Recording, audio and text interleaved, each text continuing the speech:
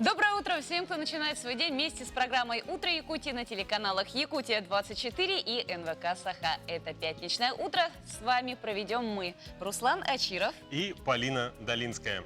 Все, конечно же, в предвкушении предстоящих выходных. У кого-то уже отпуск, а кто-то еще строит планы. Конечно, эпидемиологические ограничения вносят свои коррективы, но второй год многие отказываются от выездов, например, в зарубежные страны.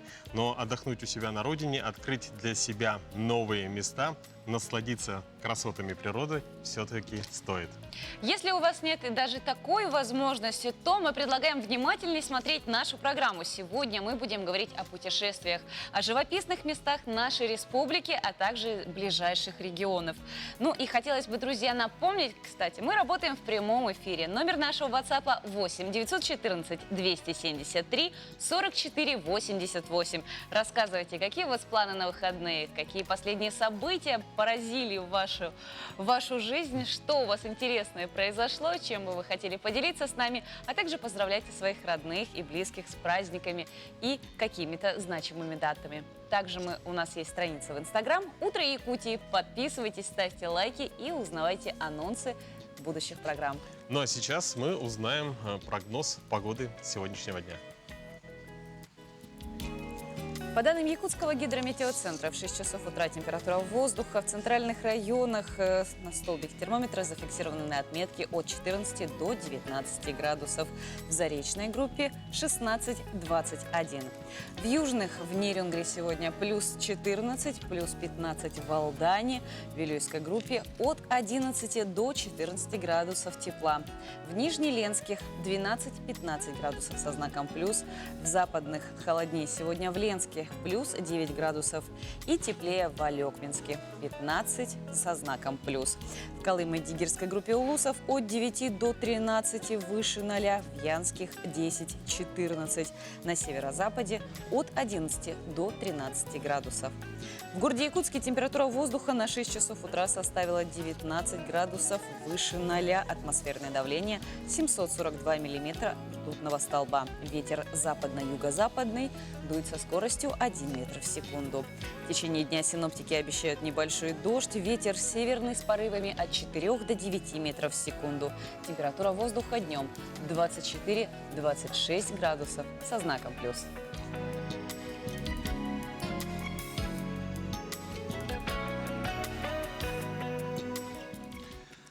Ну и, конечно, в начале дня важно знать не только прогноз погоды, но также быть в курсе самых актуальных последних событий в мире, стране и в республике. А с ними вас познакомит наш новостной обозреватель Валерия Наумова.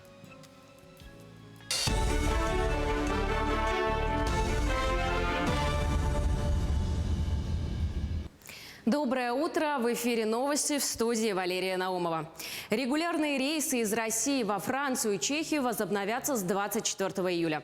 Такое решение принял оперативный штаб по борьбе с распространением коронавируса. Так, рейсы из Москвы в Париж и Ниццу будут осуществляться 4 раза в неделю, а из Санкт-Петербурга 2 раза в неделю. Полеты по маршруту Москва-Прага планируется выполнять 4 раза в неделю. Кроме того, оперативный штаб порекомендовал россиянам пройти вакцинацию перед поездкой в другие страны для защиты от коронавирусной инфекции. Накануне стало известно, что стоимость отдыха на южных курортах в России снижается на фоне открытия прямого авиасообщения с курортами Египта и введенных ограничений в Краснодарском крае и Севастополе. Жара в европейской части России сохраняется с середины июня. Климатические условия влияют в том числе на стоимость товаров. Подорожание ждет как минимум 3 категории продукции, отмечают аналитики. В частности, это мороженое и безалкогольные напитки. Традиционно в летние месяцы спрос на эту продукцию выше, но когда лето такое жаркое, когда хочется потреблять этой продукции больше, зачастую баланс спроса и предложения переходит больше в спрос. И нарастить объемы производства довольно непросто. Если не было достаточно складских запасов, может оказаться, что продукции уже даже не совсем хватает на полках, что провоцирует подорожание, заявляют эксперты. Российские IT-проекты получат гранты на развитие на сумму 3 миллиарда 800 миллионов рублей. Эта мера поддержки доступна разработчикам как программного обеспечения, так и программно-аппаратных комплексов. По просьбе компаний оптимизированы требования к пакету документов и увеличены с 12 до 18 месяцев возможные сроки реализации проекта. Как сказал замглавы Минцифры Максим Паршин, главная задача – сделать гранты понятным и удобным инструментом поддержки и преодолеть стереотип, что получить их сложно или даже невозможно. Также в этом году планируется реализовать механизм подачи заявок на гранты через портал госуслуг. На рассмотрение Госдумы внесен проект закона, предусматривающий административное наказание за оставление домашнего животного без владельца и за жестокое обращение с питомцем без признаков уголовного деяния. Согласно проекту, несоблюдение требований к содержанию животных, включая оставление их без хозяина, будет грозить гражданам штрафом до 3000 рублей. Взыскание для должностных лиц составит до 15 тысяч рублей, а для компаний до 30 тысяч. Штрафы за жестокое обращение с питомцами при отсутствии признаков уголовного наказуемого деяния составят до 15, 30 и 100 тысяч рублей для физических, должностных и юридических лиц соответственно. Гостиницы, да, их немного. Капитан скоростного судна «Валдай-45Р» Михаил Кудрявцев из Алекминского района спас из воды 2 тонущих. Об этом рассказал в своей социальной сети глава региона Айсен Николаев. Благодаря Михаилу были спасены 2 жизни. Во время купания одного закрутило водоворотом. Ему на помощь кинулся товарищ, но сил не хватило. Когда это заметил капитан, он, не раздумывая, прыгнул в воду и спас утопающих. Это не первое спасение Михаила. В 2019 году он также спас тонущего мальчика. На этом это все новости. До встречи.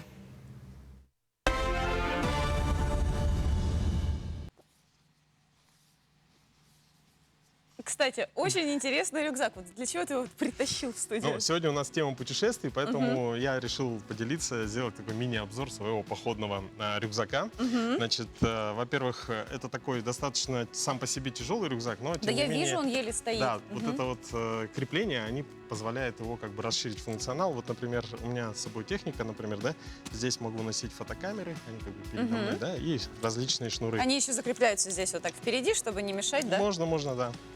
Значит, это вот подсумок для этого. Ну, тут какие-нибудь там документы, еще что-то такое, если нужно. Далее у нас тут питьевая система. Ну, водичку А куда? пить. А, в бутылочку Да, туда сюда вот наливаешь, вот это наливаешь, идешь. Здорово, очень продуманно, и, кстати. Да, и пьешь. Вот эта аптечка, Вот здесь. да, очень важная вещь. Здесь, допустим, навигатор, причем В носке. в носке, да. В носке, кстати, друзья, очень практично, допустим, разные гаджеты, еще что-то можно класть в носок, чтобы он не поцарапался экран и так далее.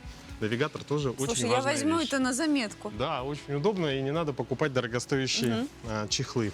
Ну что, давайте, сбоку здесь у нас одноместная палатка. Вот такая небольшая, легкая, около килограмма весит. С Так, этой и она и очень компактная, кстати. Да. И я смотрю, что она, видимо, очень быстро разбирается, то есть нет дополнительных креплений. вот Не, этих там, вот. ну, он как бы, да, не очень долго. Значит, вот это у нас, чтобы покушать вкусно. Это нож, он такой достаточно универсальный, можно и рубить, и резать. Так, здесь, Ух ты, какой. здесь у нас очень удобный такой девайс. Это что? Да, это как котелок, ну, на одного А, человека. то есть можно готовить? Да, можно готовить. Здесь термокружка, внутри ложка, вилка. Так. Слушай, так можно это, даже ушел из дома. Ну, в поход И таких, не- в и не походе так пропал. и делается, да. Вот это бензиновая горелка, вот это у нас емкость зеленая, там находится бензин или любой горючий. Вот это горелка? Да, это горелка. То есть вот такая малюсенькая, которая помещается в такой... Да, разбираешь и, соответственно, готовишь еду. Давайте заглянем внутрь. Внутри у нас большой отсек, где, конечно же, во-первых, так как я езжу, там разные гаджеты, заряжать нужно. Вот такая вот солнечная батарея. Оу. Можно заряжать пауэрбанк, а вечером заряжать там камеры, батарейки. Дождевичок. Так, это у нас спальники, теплые вещи в компрессионной сумке, чтобы это все как бы много места не занималось. Это мягкий коврик 7 сантиметров, то есть его Это надуваешь. на котором сидеть, да, можно? Сидеть можно и лежать, спать в палатке. Так, и еда знаком, ну, как бы понятно, что... Я вижу, да. Те самые бутерброды. Да, здесь тушенка, но я тушенку дома не нашел, поэтому тут хлеб, знакомый тебе сало, сыр Сало, и, сыр конечно и же, майонез. Ну, это, Вот. необходимый ингредиент. Ну, так как я тоже недавно вернулась из экспедиции, мне, как самое первое главное правило, объяснили: береги ноги в тепле, потому что простынешь и, не дай бог, еще и заболеешь. А так как я девушка эфирная, много времени я проводила на камеру, несмотря на то, что в таежных условиях. Вот у меня вот такие вот таежные резиновые сапожки. Правда красивые? Цвет рубашки Под практически. цвет рубашки. Здорово.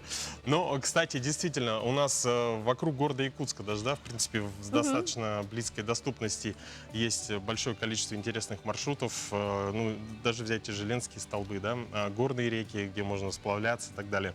Вот. И недавно мы с друзьями совершили такую 10-дневную поездку на прекрасную горную реку Лямпушка. И, кстати, полный сюжет будет в передаче «Испытано на себе». Ну а сейчас предлагаем посмотреть про интересный ледник, который мы обнаружили в верховьях этой прекрасной реки. Давайте посмотрим. Мы подготовили для себя 10-дневное путешествие на горную реку Лямпушка. Подготовка заняла около месяца. И вот день выезда настал. И мы начали наш путь длиной более 1000 километров. Нашей целью было знакомство с Лямпушкой и ледник, который находится на 230-м километре этой горной реки. Сейчас мы уже прибыли в Тюбяцы для того, чтобы спустить лодки и продолжить уже наш путь по воде.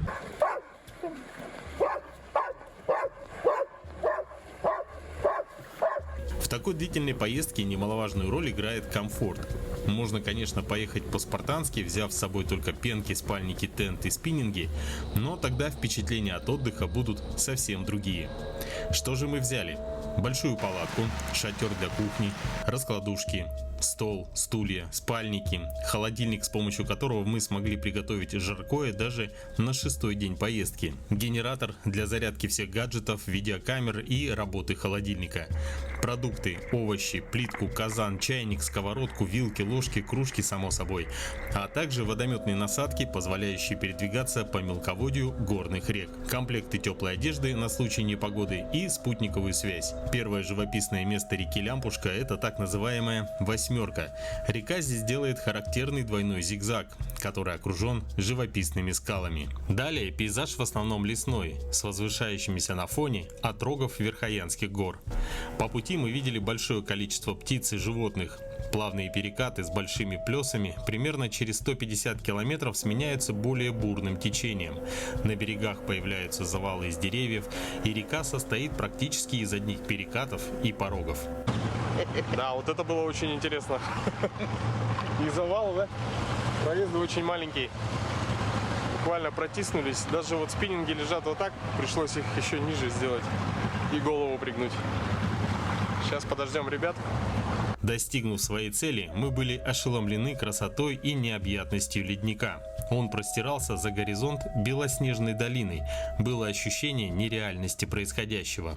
Ну что, друзья, лодка, лед, лето, солнце, тепло. Просто зашкаливают эмоции. Мы сделали это, мы добрались до наледи. Она просто бесконечная, она уходит туда, в горизонт, теряется в горах. Дополнил картину одинокий олень, который встретил нас на наледи. Он, видимо, ждал нас в гости и был в курсе, когда мы приедем. Нам не хотелось уезжать с этого красивейшего места, но время поджимало, так как нам надо было еще вернуться в лагерь, который мы оставили ниже по течению. Полный сюжет про поездку смотрите в ближайших выпусках передачи «Испытано на себе» на канале Якутия-24.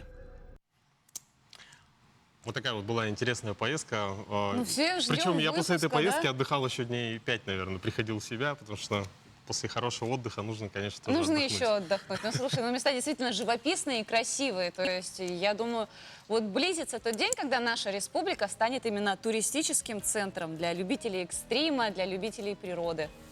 Действительно. Но мы сегодня, конечно, говорим о путешествиях. Если вы пропустили, мы назвали удивительные по красоте места в Якутии, где стоит побывать. А что посмотреть в соседних в Якутии регионах, мы спросим у нашего сегодняшнего первого гостя. Это Анастасия Рычагова, автор уникального медиапроекта под названием «Чем жива Россия?». Анастасия и ее команда за 3 года объехали более 3 десятков субъектов России, побывали в глубинках разных регионов и снимают там документальные фильмы. Об этом и многом другом мы поговорим в нашей сегодняшней беседе. Анастасия, доброе утро! Доброе. Доброе утро. Вот проект называется «Чем жива Россия?». Вы нашли все-таки ответ на этот вопрос, чем же она живет? Ну, правильно сказали, 30 регионов уже проехали. И самый главный ответ – это то, что Россия живет людьми. И жива, и держится только благодаря энтузиастам, про которых мы снимаем фильмы. Вот что касается людей, есть ли какие-то различия, допустим, тот же самый дальневосточный регион, центральная часть России, наша республика? Люди отличаются друг от друга или все-таки хороший человек, он везде хороший? Ну, это точно хороший человек, везде хорош, но, конечно, есть отличия. Как минимум в культуре, в быту. Вот я говорила с вами, что мы приехали в Амиконский район, село Ичугей, и первое, что впечатляет и вот удивило. Кстати, Ичугей переводится как «хорошо» по-якутски. Да, да, и мы действительно убедились, что это хорошее очень село. Вот, и первое, что впечатлило, это то, что люди говорят на якутском.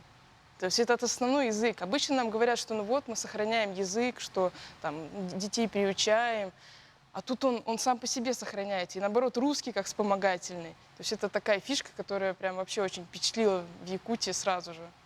Анастасия, скажите, вы по Дальнему Востоку были еще в некоторых регионах. Есть у вас каких-то такой топ-5 мест, которые можно посетить в Дальнем Который Востоке? вообще стоит даже хоть раз Да. в жизни каждому посмотреть. Я такой человек достаточно, видимо, влюбчивый. Мне нравятся все регионы. Просто в каждом регионе свои фишки, свои особенности. И мы были вначале на Камчатке, потом на Чукотке, в Магадане. И везде я не могу обидеть какой-то регион. Я бы сказала, посоветовала всем людям побывать во всех регионах России, потому что это нужно знать, где ты живешь. Действительно, в каждом регионе есть свои замечательные места. А вот расскажите подробнее о проекте «Чем живет Россия?». Снимаете вы документальные фильмы. Вот что вы там ищете, что вы хотите найти?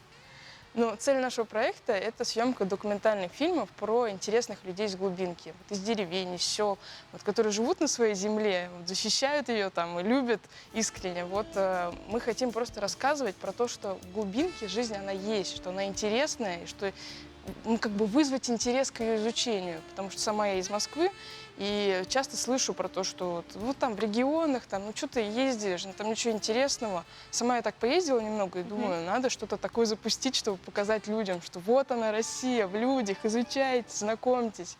Вот так и появился проект. Прекрасно. Вы как документалист, и для вас самые главные герои – это, конечно, люди. А есть вот какое-то, может быть, вы уже определили отличие, допустим, якутян, в целом дальневосточников от людей центрального региона России? Но, во-первых, здесь бросается в глаза воспитание детей. Это прям вообще очень сильно. Вот я даже ехала по трассе Колыма, меня всю дорогу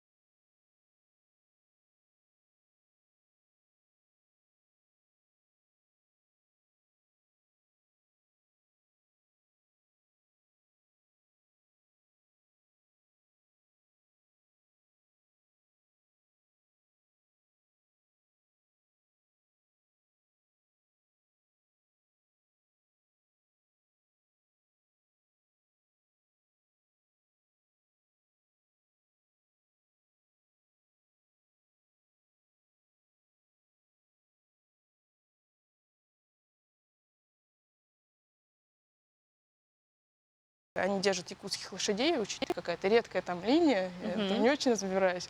Вот, давай, все, на водомете, все, завтра едем.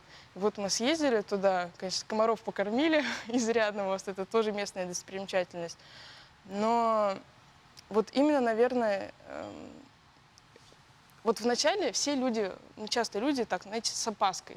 с опаской относится. Ну вот, приехала, там что-то снимает.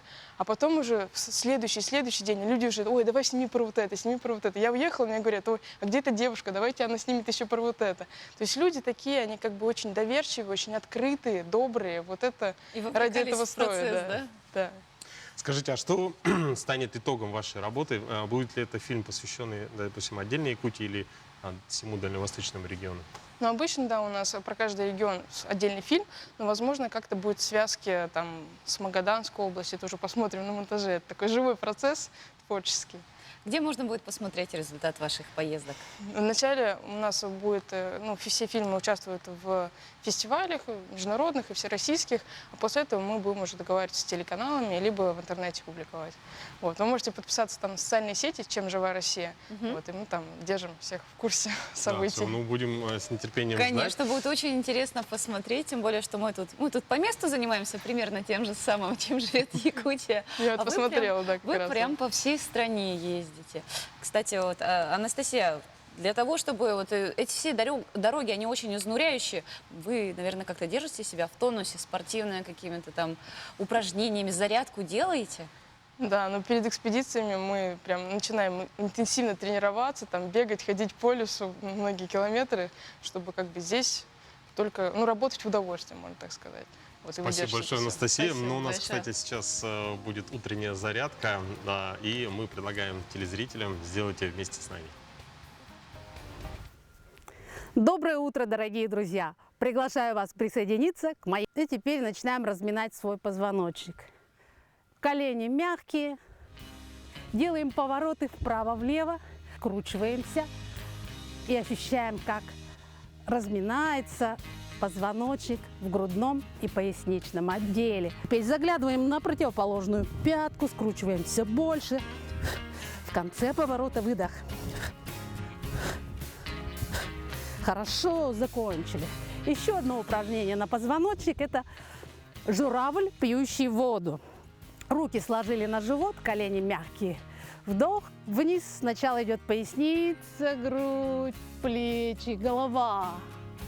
Вверх, поясница, грудь, плечи, голова. Пропускаем волну по позвоночнику от копчика до основания черепа. Ощущаем, как волна передается от позвонка к позвонку. Дышать не забываем. Вдох, выдох. Вдох, выдох. Отлично. И теперь обратное движение. Черепаха выглядывает из панциря. Вниз сначала идет голова, плечи, грудь, поясница. Идем до самого низа. И дойдя до низа, сначала вверх идет голова, плечи, грудь, поясница. Копчика. И в последний раз давайте. Вдох, выдох, дышать не забываем. Вдох, выдох. Поднялись. Хорошо. Стряхнули. Напряжение со спины. Теперь разминаем тазобедренные суставы движениями из стороны в сторону. И поехали круговые движения. И сань, сыу. Обратно. И сань. Теперь разминаем колени. Поставили ноги вместе. Ладони положили на колени. Ладонями помогаем коленям вращаться. Поехали. И са, сыу. В обратную сторону. И са, сыу. Открываем, закрываем. И са, сыу. В обратную сторону. И са, сыу. Хорошо, выпрямили ноги. Мягко давим на колени, ощущая, как растягиваются подколенные связки. Чуть согнули колени, чуть округлили поясницу. Выпрямляемся. Стряхнули ноги. И теперь разминаем лодыжки. Поехали, вращаем ногой. И са, сыу. Обратно. Са, сыу. Поменяли ногу. И сань, сыу. Обратно. Сань, сыу. Ну что ж, мы сделали простейшую суставную гимнастику. Теперь давайте настроимся на позитивный рабочий день. Ноги поставили на ширину плеч. Колени мягкие, поясницу расслабили. Плечи свесили вниз. Макушкой тянемся с едва заметным усилием к небу. Ладони можно сложить на пупок. Прикройте глаза. Вспомните самый счастливый момент жизни. Внутренне улыбнитесь и наполните энергией улыбки все свое тело, все пространство вокруг себя, спереди, сзади, слева, справа, сверху, снизу. Сияйте своей энергией улыбки, освещайте все вокруг, как солнце. И опускаем руки, приставляем левую ногу к правой, выпрямляем ноги. Всем хорошего дня, будьте здоровы и счастливы. Ну, какая же зарядка без утреннего завтрака? Кстати, на днях в прямом эфире нашей телепрограммы мы тут поспорили, какой же завтрак действительно самый полезный, чем же завтракать с утра. Я предложила овсяную кашу с фруктами, простите, пожалуйста, с фруктами, с орехами, а ты всю свою колбасу и салом испортил. И вот сегодня, кстати, к нам пришел шеф-повар из ресторана «Вино и мидии», который, я думаю, нас помирит и покажет нам настоящий правильный завтрак. Доброе утро, меня зовут Тетерин Григорий, я являюсь шефом данного ресторана, в нашем случае «Вино и мидии». Блюдо будет называться японский омлет с ветчиной и сыром. Для этого нам нужно будет гастроемкость, разбить туда 2 яйца. Аккуратно.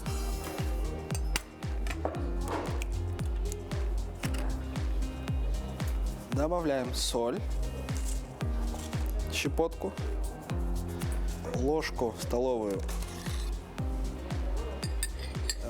уксуса рисового,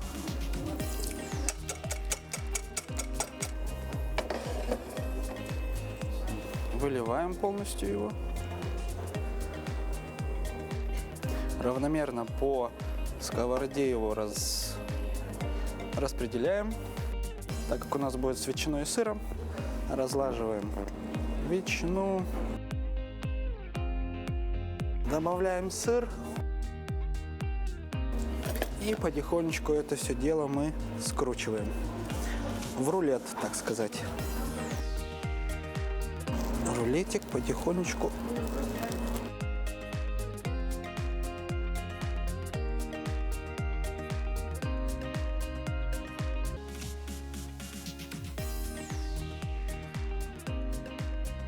Все выкладываем.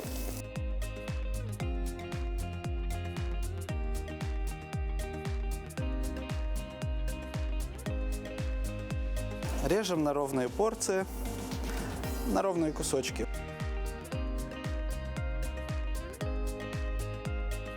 Украшаем его помидорчиком, огурчиком. Все, в принципе, блюдо готово.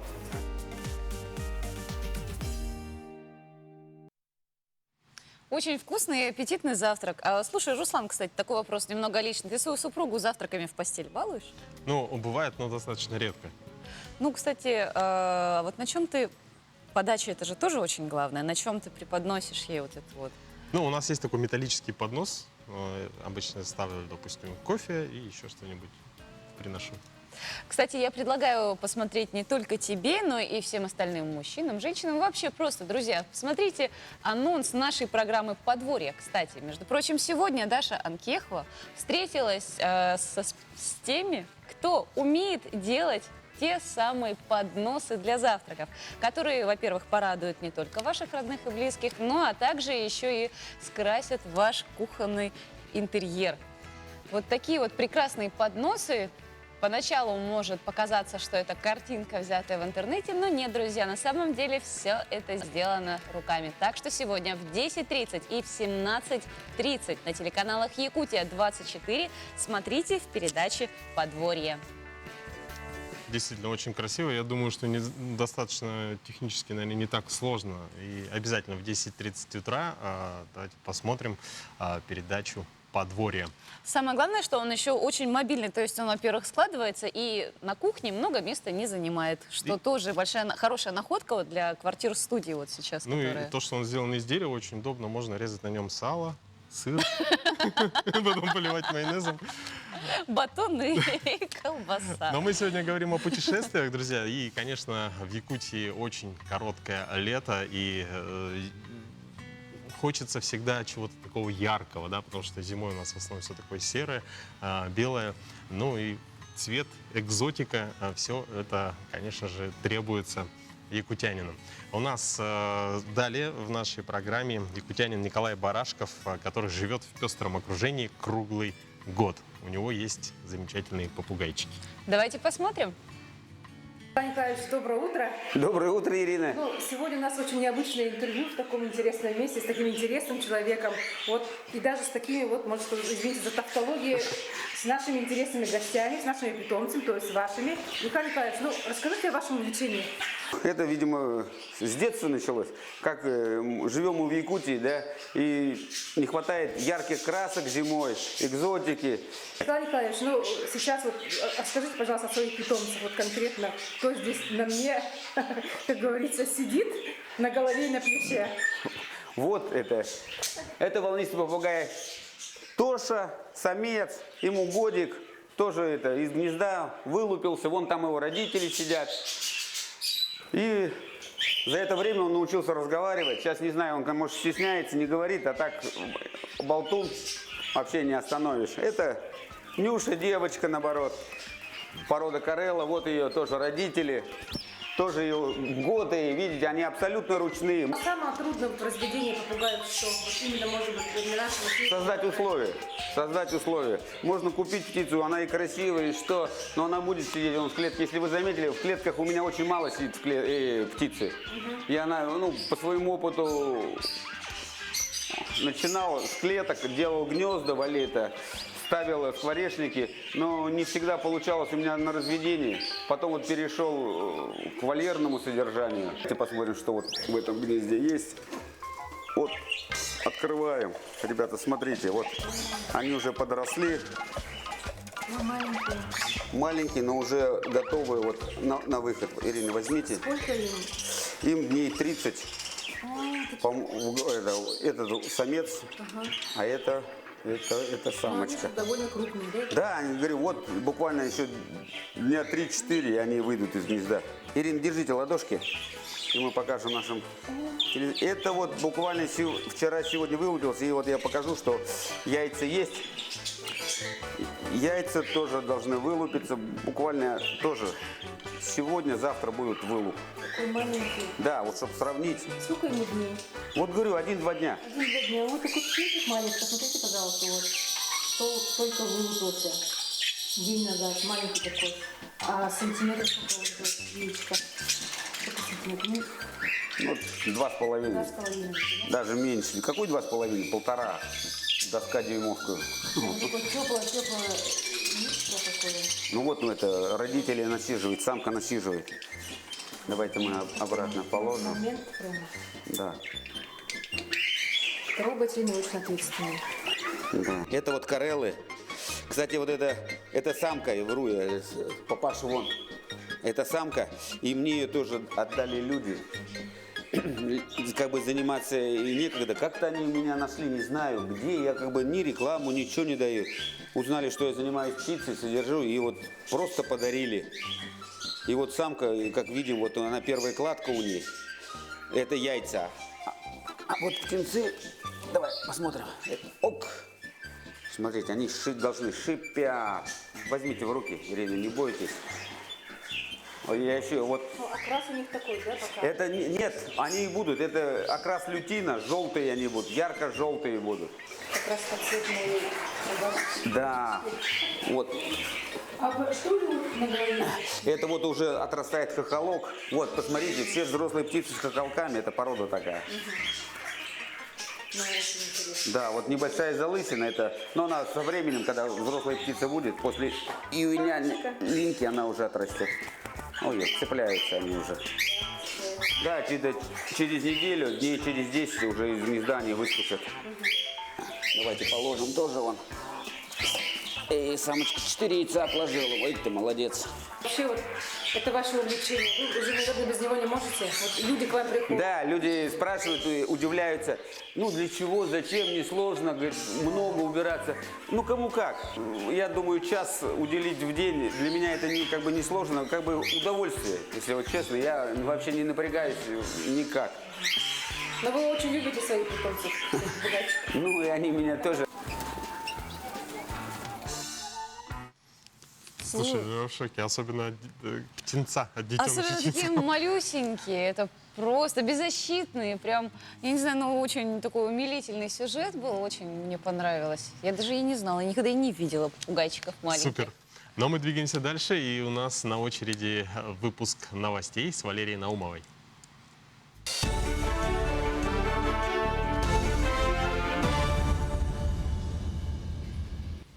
Доброе утро! В эфире новости в студии Валерия Наумова. В четверг стартовал прием заявлений на выплату 10 тысяч рублей к новому учебному году. Подать заявление россияне могут через портал госуслуг и во всех клиентских службах Пенсионного фонда России. При этом ПФР принимает заявление в любой клиентской службе, независимо от места жительства родителей.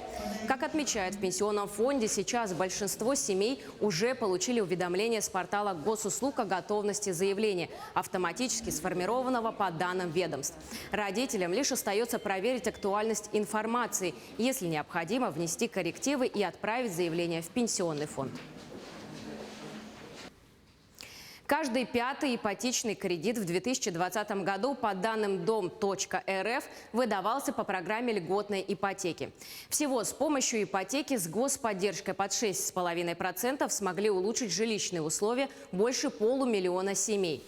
Если в 2019 году было выдано 1,3 миллиона ипотечных кредитов, то в 2020, в том числе благодаря программе льготной ипотеки, уже 1,7 миллионов.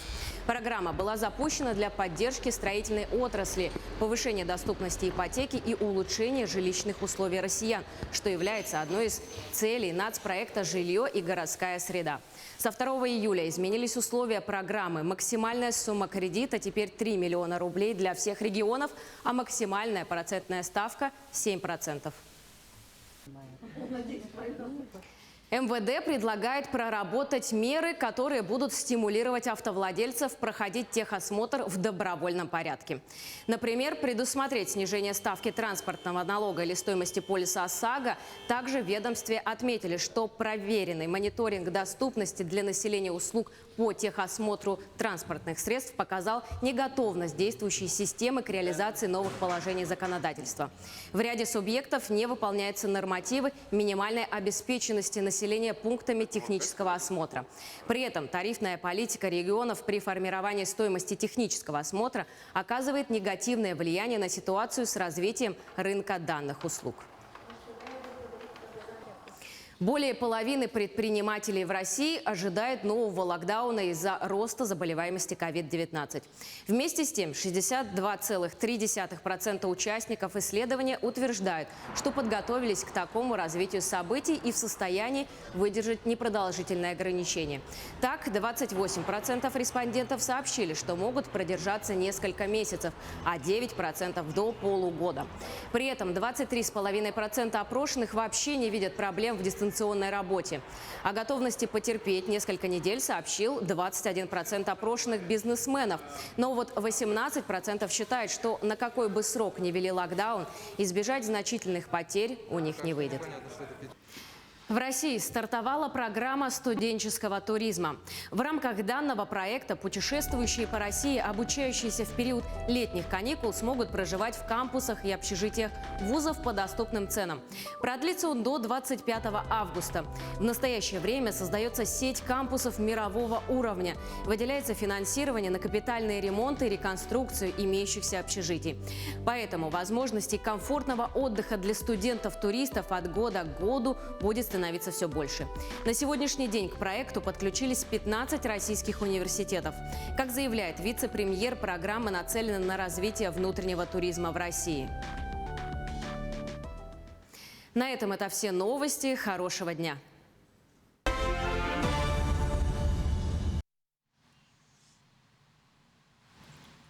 Ты что делаешь? Я наливаю твою воду в свой стакан. Зачем? А знаешь, как этот закон называется в природе? Я знаю только то, что я вот осталась без воды. Ты что-то выдумываешь сейчас, мне кажется. Ну, на самом деле, этот закон природы, который впервые был сформулировал великий русский ученый, называется он «Закон сохранения материи». О чем он? Ну вот, например, сколько времени я затрачиваю на сон, столько же времени я отнимаю у бодрствования. Это сказал Михаил Ломоносов. Ну, это логично. Если я сплю 4 часа, значит 4 часа я не работаю. Правильно. Да. Но иногда знание законов природы, конечно же, упрощает нашу жизнь и позволяет спать побольше. Но а именно этот закон был сформулирован именно в этот день, в 1748 году. Какие еще даты и события произошли в этот день, мы узнаем в нашей следующей рубрике. 16 июля – день рисования на асфальте. В этот праздник все желающие выходят на улицы, площади городов и рисуют цветными мелками или красками. По народному календарю, если 16 июля комары и мошки вились кругами, это предвещало хорошую погоду на ближайшие 7 суток. 16 июля 1054 года произошел окончательный раскол христианской церкви на римско-католическую и православную. В 1748 году в этот день Михаил Ломоносов впервые сформулировал всеобщий естественный закон – закон сохранения материи. Как писал великий ученый, все встречающиеся в природе изменения происходят так, что если к чему-либо нечто прибавилось, то это отнимается у чего-то другого. 16 июля 1790 года Конгресс США постановил выделить специальную территорию для строительства новой столицы страны – Вашингтона. В 1945 году в этот день на полигоне в Лос-Аламосе произведен первый в мире ядерный взрыв. 16 июля 1965 года торжественно открыли туннель под высочайшей горой Западной Европы Монбланом. В 1872 году в этот день родился Руаль Амундсен, норвежский полярный исследователь. 16 июля 1928 года родился Роберт Шекли, американский писатель-фантаст. В 1962 году в этот день появился на свет Григорий Лепс, российский эстрадный певец, композитор, заслуженный артист России. 16 июля 1968 года родился Леонид Агутин, российский певец, поэт-песенник, композитор, заслуженный артист России. Именины в этот день празднуют Александр, Анатолий, Антон, Василий, Георгий, Герасим, Иван, Константин, Марк, Михаил, Никодим и Филипп. Якутский кинобум продолжается. По данным портала «Кинопоиск», в сентябре на большие экраны выходит наш якутский фильм режиссера Владимира Монкуева «Нюча». Примечательно, что продюсером данного фильма стал знаменитый российский режиссер Борис Хлебников. Ну и накануне наш коллега Александр Хавренко встретился с Владимиром Монкуевым, который рассказал о своей картине. В конце августа в Карловых Варах состоится ежегодный традиционный кинофестиваль. В этом году из 12 картин только одна картина из России. И это фильм «Нюча» режиссера Владимира Монкуева. И сегодня Владимир с нами на связи, и мы зададим ему несколько вопросов об этом фильме. Володя, доброе утро. Доброе. Ну, расскажи нам, как появилась идея снять этот фильм. История же довольно известна, это же Серошевский. И, насколько я помню, у Балабанова в «Кочегаре», да, она немножко рассказывалась. Да. Ну как, лично у меня случилось это в году 2017. Я закончил Московскую школу кино. И просто уже начал думать, а что мне дальше делать, что это снимать. И в этот момент как-то я увлекся вообще в целом Серошевского. Увлекся настолько, что начал писать, потом понял, что из этого может получиться сценарий. Где-то полтора-два года писал сценарий, без надежды, что это вообще возможно запустить. И в какой-то момент просто я показал своим продюсерам, им очень понравилось. И они сказали, давайте. А в работе над фильмом принимала участие большая группа, в том числе там были и российские кинематографисты. Расскажи как конкретнее о команде и как тебе удалось заполучить этих людей к себе. Ну, при подготовке к этому фильму продюсеры задали вопрос, почему мы это должны снимать в Якутии? Почему это будет не Карелия, не Мурманск, да не Подмосковье и так далее, и так далее. Да, может быть, даже павильоны. История достаточно камерная. Но лично я захотел, чтобы это произошло у меня на родине. Я привез продюсеров, показал это и смог убедить. Далее мы уже сформировали команду, и мне кажется, даже это не нарочно получилось. Половина была из якутского кино, ребят, и половина Москва. Все старались, помогали, работали, страдали, ну, сняли кино.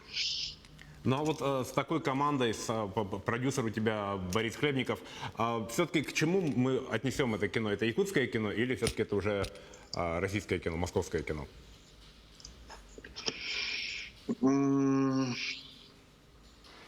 Это якутское кино. Все-таки якутское. Я же из Якутии.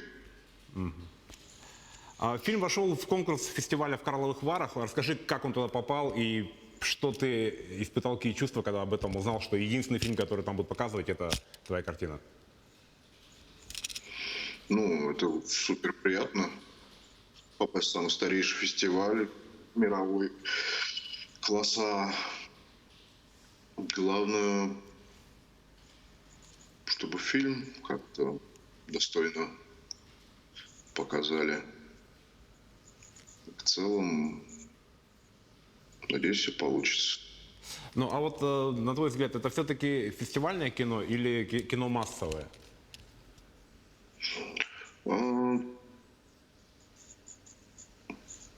Это авторское кино.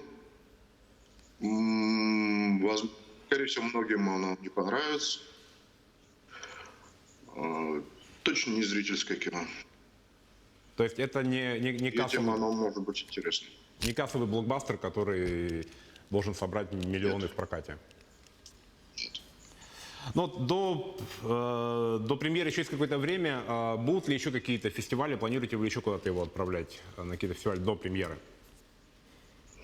Да, этим занимаются продюсеры. Честно, я в это даже не попал. Ну, потому что с точки зрения режиссера это самая большая глупость.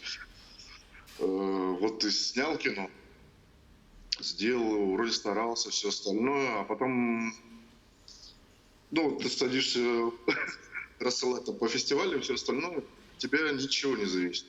Ты просто сидишь и ждешь. Никак на это не можешь повлиять. Поэтому я отстранился и работаю просто на следующий проект. Наверное, главный вопрос, который сейчас волнует всех зрителей, где и когда мы его сможем увидеть, когда премьера, ну и будет ли первый показ по традиции там в Якутске? Точно, честно, не знаю, когда будет премьера. Для тех, кто не совсем знаком с историей Серошевского, со всей этой историей, расскажи немножко, о чем этот фильм? Такой некий синопсис.